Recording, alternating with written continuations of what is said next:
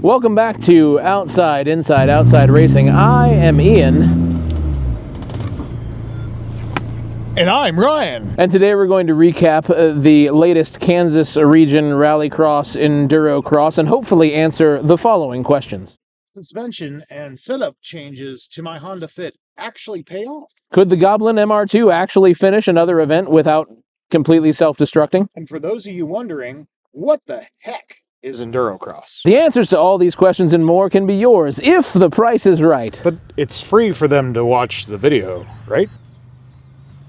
Yeah, I guess. But it couldn't hurt if they liked and subscribed. Oh, that is always helpful. So I chair a lot of rallycross events in Kansas. I may even be the director. You could be. Rallycross is a timed event around cones, basically in a field. It's as simple as that. And what is Endurocross? Well, if anything is good, do it 3 times in a row. So Endurocross is just a rallycross where you do 2 to 3 laps. This time we had 3 laps of a pretty fast flowing course where the emphasis is on transitions in the car, getting the car to move back and forth, making sure you're turning at the right time. This time we actually had a little bit of mud.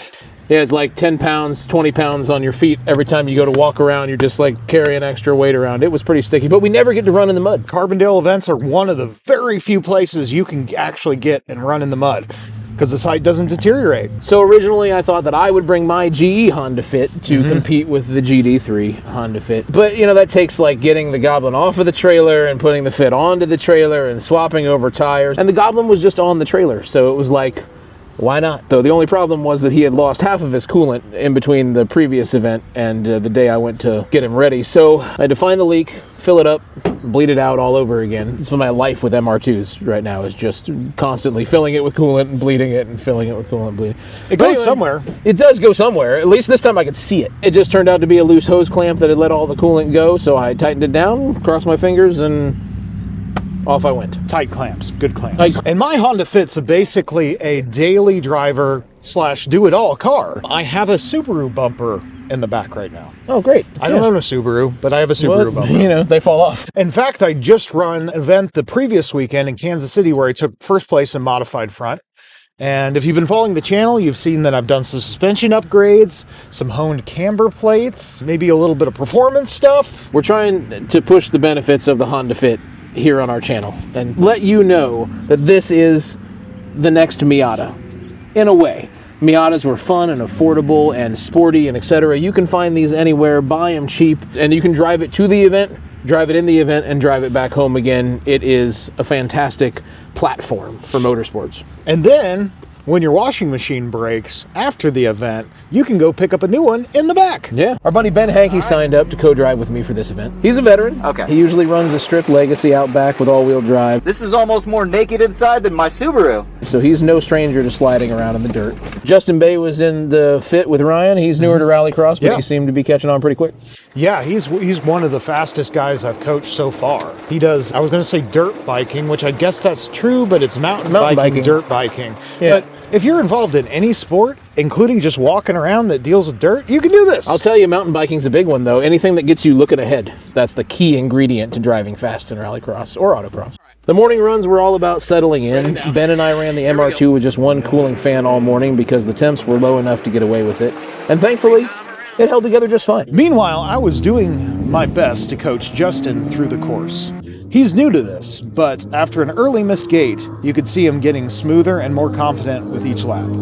I was trying to keep my own lines clean and consistent too. Endurocross rewards control more than aggression. And as the temperature rose and the laps went on, the course started to dry out. Early morning mud turned into an even tackier, more forgiving surface. Everyone just started getting faster, not just from confidence, but because the course kept improving. Between the heats, we had our customary break to refuel ourselves, not just the vehicles. That's the kind of community that we've built here in the Kansas City and Kansas Region Rallycross programs. And we can't forget to shout out Mcain's Off-Road Park. It's been the home of Kansas Region Rallycross for years now, and it never disappoints. Smooth, fast, and flowy. This place is just pure grassroots magic, and special thanks to Paul, who always makes sure our ground is its best for all of our events. Now here's where it gets fun, because in the afternoon we reversed direction and changed the course quite a bit. On my first run through, the ruts in the new layout picked up the Goblin and basically threw it right off the line. I did that. And into no man's land. I missed a gate, murdered a cone, and came back in a mood, let's say. Yeah, a little bit. So let's just say that my second time around wasn't my proudest moment. I'll hit this one. Everybody works. Or really the third, it was... I got it. It was all pretty nasty. Almost got me. Oh, yeah, okay, yay, all right. Hooray! And I apologize, and I keep apologizing, and I don't think I'll ever be able to apologize enough. I'll try not to hit a billion cones this time. But it turned out that the timing lights glitched, so I made that first lap again and pointed the car through clean. I still hit a cone, but it wasn't a complete meltdown that it would have been had I had to take the first run. Big thanks to the crew for being ahead of it and adjusting the course, and my apologies again for throwing what our buddy called a big baby hissy fit. Something. It was something like that. We'll let him say it here. Yeah. It was late in the afternoon when I decided to try a run in first gear instead of second, and that was another wake-up call. The Goblin hooked up like I'd opened up the cage on something wild. 3 seconds faster per run and 0 temperature change for the coolant. Once again, that car is a 4-wheel dirt bike. It's just the way it goes. You got to like rein it in where you can't use your body weight to shift it around, but you know, it really feels like that. It digs and it goes. The Fit's balance in the mud is just magic. Front-wheel drive is kind of a cheat code in these conditions. It doesn't overheat, it doesn't complain, it just rips and keeps coming back for more. I managed to stay off the cones for the most part and bring the Fit in unscathed. By the end of the day, both cars had done 16 total runs, 48 laps. 48 laps in any car, any discipline, is a lot to do, even though these are short laps. That's a lot for these cars to put up with. Neither of us overheated, nothing broke, and it came down to the wire. I took the win in modified rear-wheel drive with Ben right behind me in second. Ryan locked down the win in modified front-wheel drive with Justin snagging second in that class. As for total time, I edged out Ryan by just under 0.9 seconds. Not that we were racing, really, at all. If I would have knew we were racing, you know, and I did run in the slop in the morning. Yeah, you're right.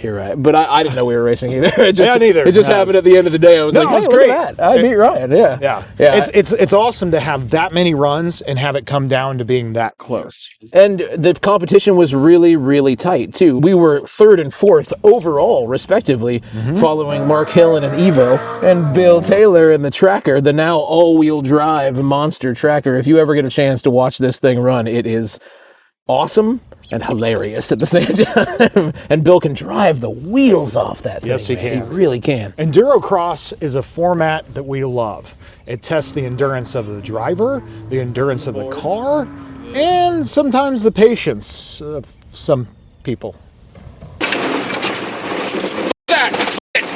Yeah, I said that I'm sorry, and I'll keep saying I'm sorry. But I'm going to take the victory this time. Modified rear-wheel drive is not a very populated class this year in either region, so I'm probably going to have a lot of victories. But the Fit, though, is the real story, right? Because it keeps marching on and on through the competition in every single event so far.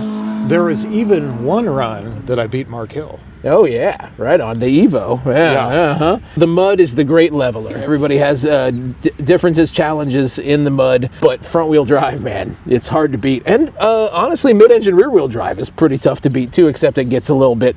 It drives itself. Yeah. Sometimes. With any cars like that, rear-wheel drive, mid-engine, that sort of thing, you always have to dance with them. Yeah. You got to dance with your lady. And that's always felt like driving rear-wheel drive. Front-wheel drive, I don't know, it's a different kind of attitude. It's like a sledgehammer. Yeah, it really is. You point it the direction you want to go, you put your foot down, and it will go that way.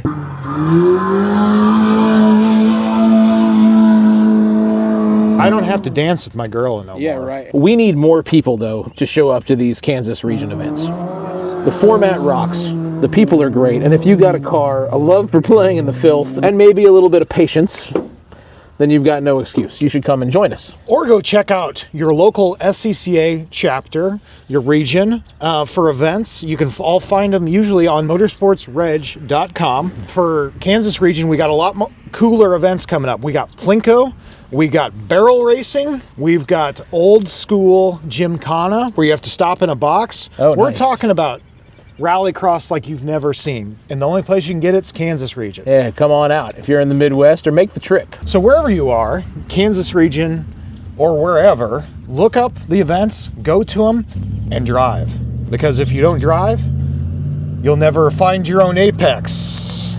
Because it's better late than never. Yay!